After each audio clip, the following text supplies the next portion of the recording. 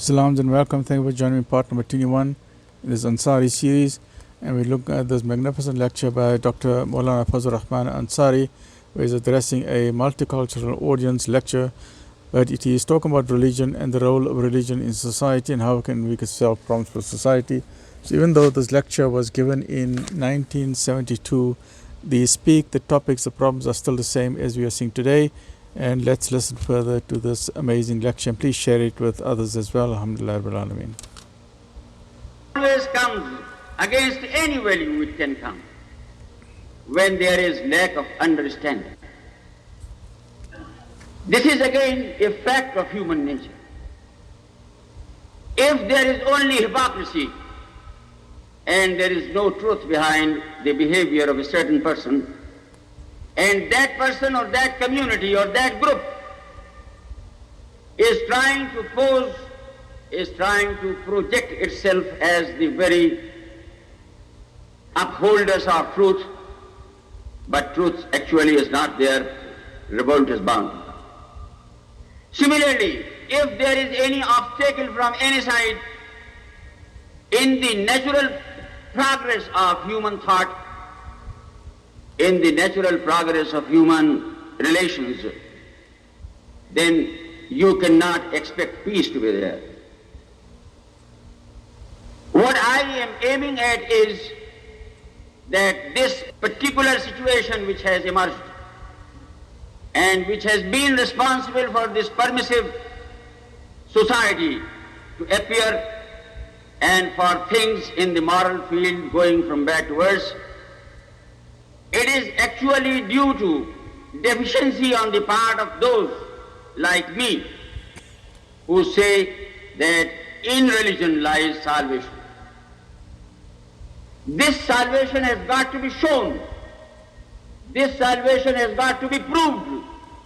This salvation has got to be brought right here on the face of this earth, in order that human beings may be able to see that we are not just deceiving them. They may be able to see the truth behind it. And that truth for which we stand, if we are Christians, we should stand in the real spirit of Jesus Christ.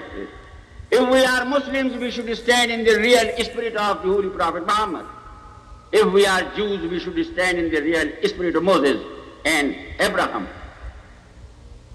If we do not do it, and if we just carry labels, and if we fall short of all that was preached by these great personalities, very naturally other ideologies are bound to emerge. My friend also spoke about Karl Marx. Although I disagree with Karl Marx totally, but I feel that to Karl Marx must be given the credit of being honest where others were dishonest. The philosophy of materialism was holding sway in the Western world, and the only work of Karl Marx was, the only contribution of Karl Marx was to bring it to its logical climax. Injustices were there in the Western world where Karl Marx was born. Nobody was talking in terms of welfare of the common man. Capitalism was ruling the roost, and man was trying to exploit man. If these circumstances had not been there, there would have been no Karl Marx. Necessity is the mother of invention. The moment there is need, that need is fulfilled by the law of nature. And as we all know in science, action and reaction are equal and opposite. Consequently, if there was on the one hand this capitalistic extreme of social injustice, where wealth was accumulating, making a few people more and more rich, and the others more and more poor, it was but natural that the other extreme should also emerge.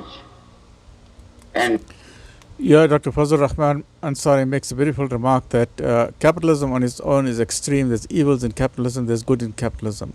Socialism on its own is also evil, there's extremes. So there's extremes of capitalism are evil, extremes of socialism are evil. Capitalism sounds fine, but it's also problems with it. Socialism sounds fine, but there's also a problem with it.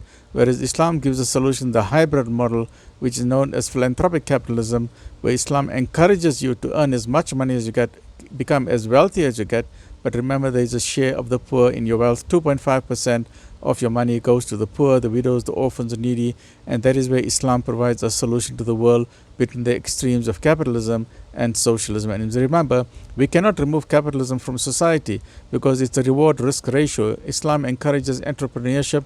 Islam encourages to use your brain to become an entrepreneur of society, develop big businesses, but remember that that money, part of your wealth, belongs to the poor people. For example, if you have a wealthy person, wealthy Arab who's got 100 million rand, to every year 2.5 million rand, that Arab must give it away to the poor people. Let's continue listening to this. That extreme emerged in the form of the Marxist socio-economic philosophy. And when he was challenged by the men of religion that he was wrong, he said, all right, everything is now being denied by me. I am also an enemy of the church. Not only an enemy of the church, but I am also an enemy of all that the church stands for. This might be considered as obstinate. This might be called as perversion. But whatever it is, it was a reaction, and it was bound to be extreme in the same manner in which that rabid materialistic capitalism, which had not the slightest touch of Jesus Christ in it, towards Karl Marx, not because they loved him, but because they feel that they can find a way out of that misery in which they are placed. Here, to say that what Christianity teaches is something which, God forbid, is against the human interest, no. It teaches the highest morality, but it is for the followers of Christianity to put those high moral ideals into practice. If they had put those high moral ideals into practice in the Western countries, as I said, I'll say it again, Marxism and Karl Marx would never have been there. And this great calamity which now hangs over our heads would not have been there. When I say over our heads, I am speaking of all mankind.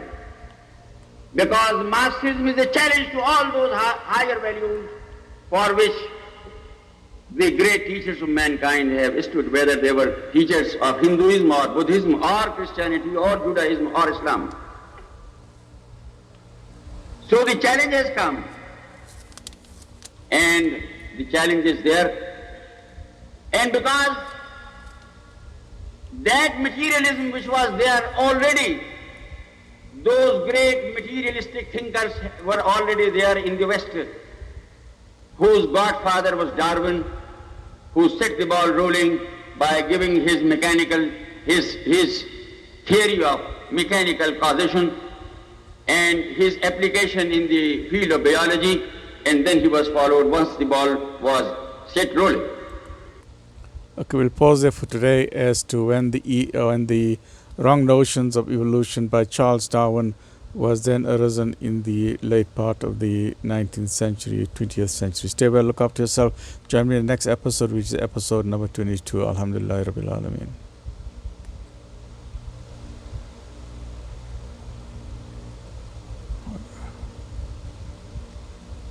How do we off this?